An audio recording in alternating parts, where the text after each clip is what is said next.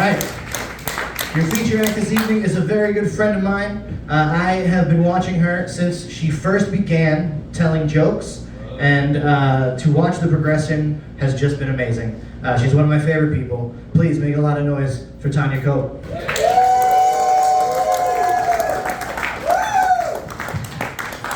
But yeah, you save it. You might change your mind. To be honest, so I was out to lunch with one of my girlfriends. Why do we like lunch? Let's go to lunch. We do love lunch. You have a nice little chat. It can be as short or long as you want. And I thought I was having a great lunch. And man, this gal, she whips off with this. She says, you know, Tanya, you're over 50. You're getting a little old to get by on your natural good looks. Have you considered wearing more makeup? Oh, the brass balls on this bitch! Who in the fuck does she think she is? I had no choice but to look her dead in the eye and go, fuck you, Mom! You know, they get lippy in their 70s. You gotta check them hard. You gotta remind them who's picking out the fucking nursing home. God damn! She's just out of control. God, it's just, hey, you guys, I saw you guys trickling in. A personal question. Anybody here ever do antidepressants?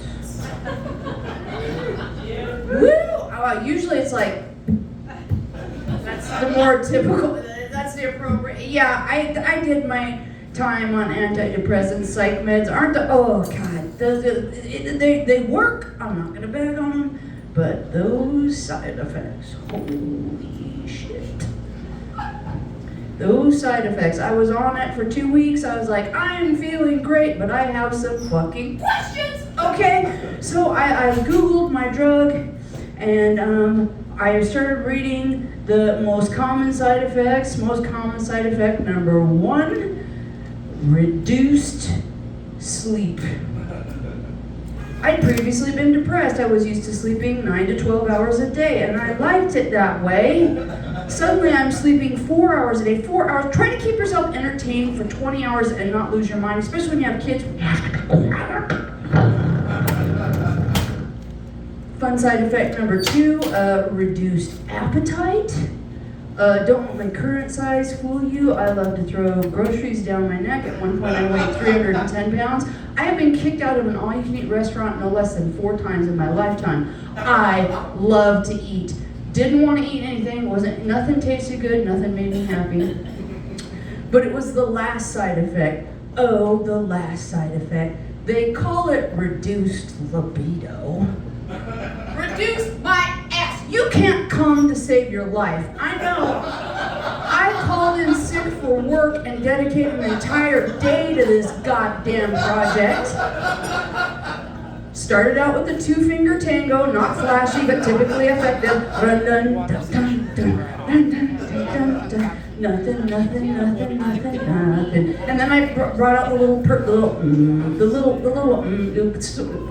Odds are pretty good. One of you ladies have it in your purse right now. The little one. You never know when you're gonna have to pop off an emergency. Oh, let's be honest. An O a day keeps the murder away. Okay. So the little, and still nothing, nothing, nothing. So then I trucked out the monster that I got as a gag gift when I got married. It had a shawarma on the side, the gas powered. We're talking shaking the foundation, like my teeth are coming loose. Still nothing, nothing, nothing. And I realized at that point I had to quit these antidepressants because goddamn it, no matter how good I feel, if I can't eat, I can't sleep, and I can't come, what is there to live for? And that's when I started microdosing. Y'all know what that is? Just taking a small amount of hallucinogens every day to help your problems, and I gotta tell you, it's going great! Okay, so buckle up, buttercups, here we go.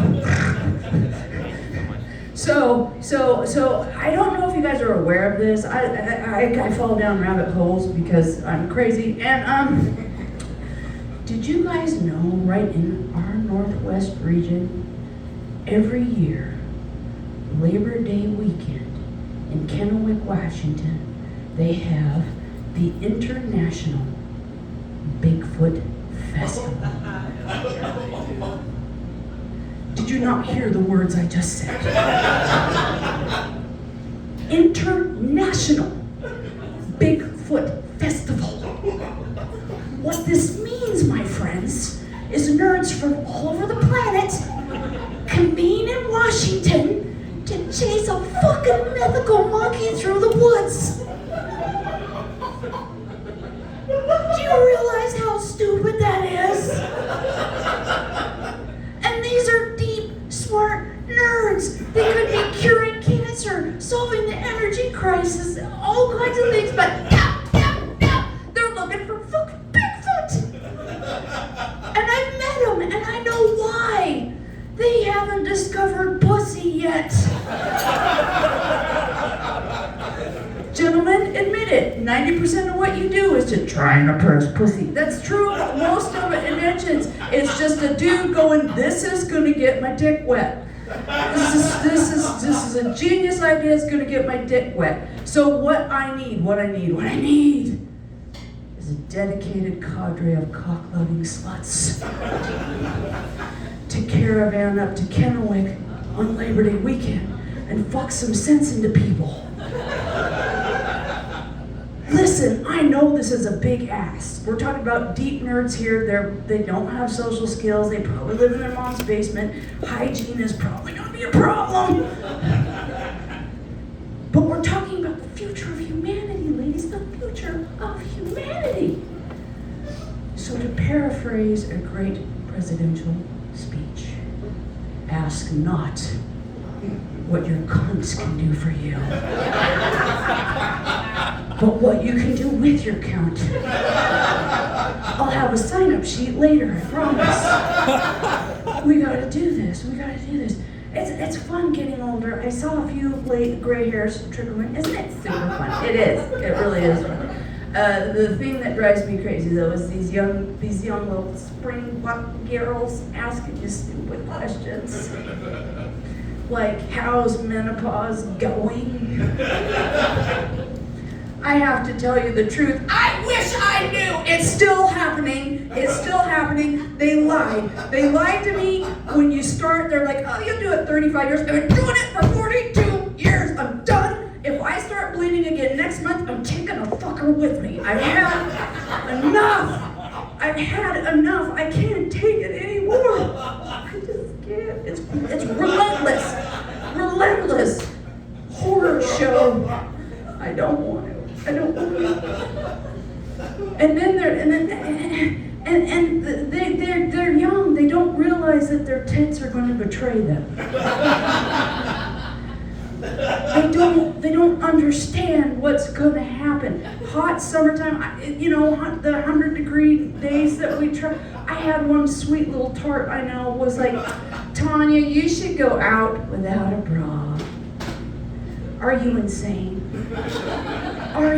Because you see, I knew a guy that was like, I'm tired of fucking these grannies with their pancake titties. And I just stood there for a moment. It's like, fuck, I wish I had pancake titties at this point. I was fat and I breastfed children. At this point, my titties, quite frankly, are more like a non-Newtonian fluid. If I don't have pressure on them, they just kind of fucking flow. I have to sleep with a sports bra on, because if I don't, I'll wake up with a titty wrap 3 times around my body, nipple up my ass. I did not consent to this. They're just all over the place. And she's saying go out in public without a bra? Would they typically women in my age group will lose a titty to cancer. I'm gonna lose one to curiosity and boredom. It's just gonna wander off and start booking flights on kayak. This bitch never takes us anywhere. We never get fucked. We never get sucked. We're out. We can't have that. We can't have that. It's not gonna happen. Now you guys have known me for a few minutes, and I'm gonna disclose something very personal. I'm intentionally abstinent. You're like, are you sure? No, I do get hit on. I swear to God. I swear to God. I made the choice not to because it's rough out there. It's rough out there. And to remind myself, I've redecorated my bedroom with some neon lights that I stole from a gas station that just slowly flash. Self-service only.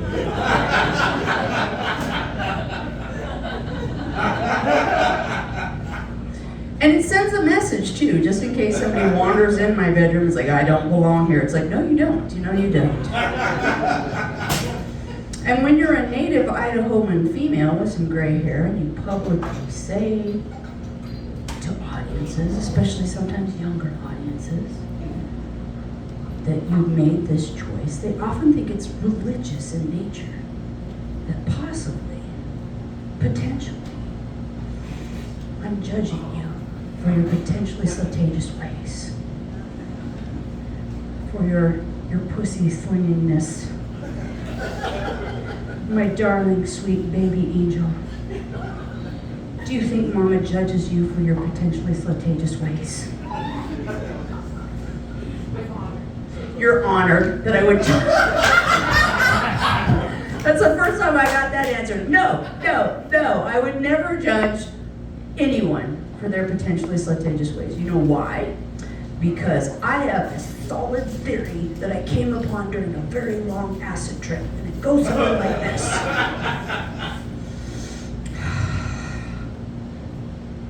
Pussy availability is an eternal continuum. The amount of tuna that's getting towed to Pound Town tonight is the same amount of pussy that got punished last night, and the same amount of pussy that's gonna get wet tomorrow. It's always the same, which means there is no such thing as a slut. There are just unfortunate souls taking up my slack since I retired. Because make no bones about it, there's been more loads dropped here than a discount laundromat.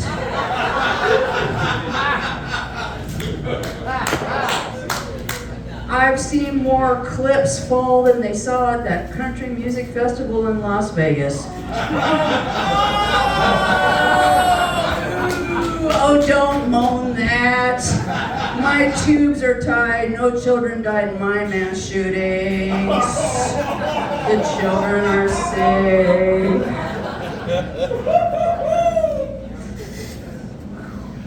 I got divorced. I did try to date. You know, I'm telling you, dating in your 50s, it's exactly like buying a jigsaw puzzle from the thrift store. I guarantee you there's some fucking pieces missing. Mine included. And then on top of it all, once you assemble said puzzle, the picture you end up with doesn't match what was on the box. I bought into a basket full of fuzzy kittens, and what I got was an emotional tornado tearing apart my personal trailer park. No thank you, no thank you. And then people are like, well, what about going younger? What about cougering up?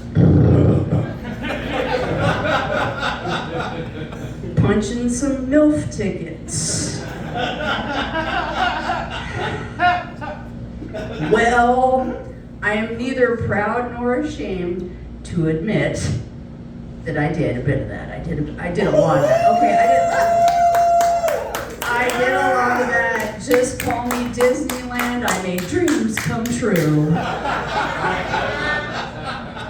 And while younger men are cute and energetic and fun, they're not good. I know it's been a while for some of you gals, but you remember when they throw a frat boy fucking you. It's not pretty, and especially from my perspective of age and experience, it's like all these sudden position changes. Like, no, you're not impressing me with your skill, because I know you're just trying not to bust too early. I'm not impressed. So at this point, if you caught me with a 22 in my mouth, it's gonna be a caliber, not a person.